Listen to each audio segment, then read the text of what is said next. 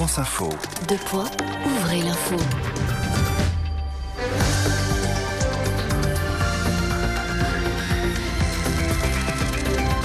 Et l'info à 20h30, c'est Emmanuel Langlois. Bonsoir. Bonsoir Jean-Mathieu, bonsoir à tous. On saura mercredi si le premier procès des biens mal acquis va être renvoyé. Il s'est ouvert cet après-midi à Paris sans le principal intéressé, le fils du président de Guinée équatoriale, Théodoring Obiang, notamment poursuivi pour blanchiment de détournement de fonds publics, corruption ou abus de confiance.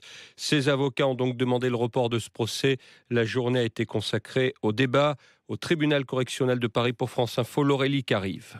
Cette première journée d'audience, défense et partie civile l'ont passé à batailler sur la question d'un éventuel report.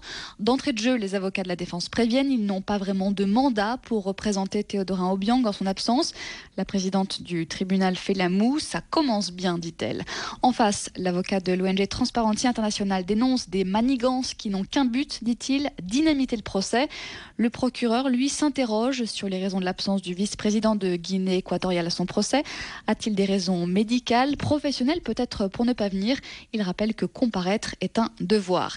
Seulement les avocats de Théodoring Obiang demandent ce qu'ils appellent un délai raisonnable pour préparer la défense de leurs clients.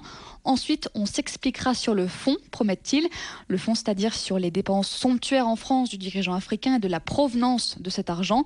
Le tribunal dira donc mercredi s'il reporte ou non le procès.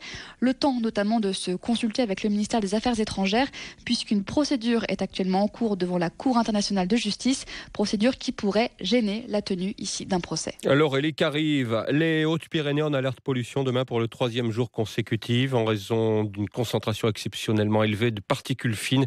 La qualité de l'air sera donc à nouveau très mauvaise sur tout le département et en particulier sur les agglomérations de Lourdes et de Tarbes. Le printemps va lui aussi pouvoir rouvrir le dimanche. Un accord a finalement été conclu entre la direction et les syndicats grâce à la signature aujourd'hui de l'UNSA.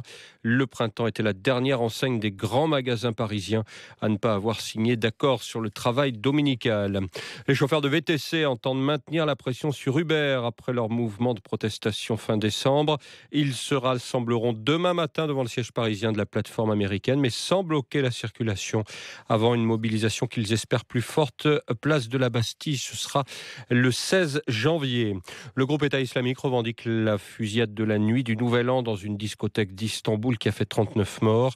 L'auteur est toujours en fuite. La chasse à l'homme continue. Les autorités turques annoncent 8 arrestations. Elles ont diffusé aujourd'hui une photo prise à partir des images vidéo de la surveillance de la boîte de nuit. Ils l'ont diffusée, une photo du suspect. Visite éclair en Irak pour François Hollande. Le chef de l'État s'est rendu ce matin auprès des soldats français engagés contre le groupe État islamique. D'après le chef de l'État, la bataille de Mossoul pourrait s'achever avant l'été. Il est 20h33, la suite et la fin des informés.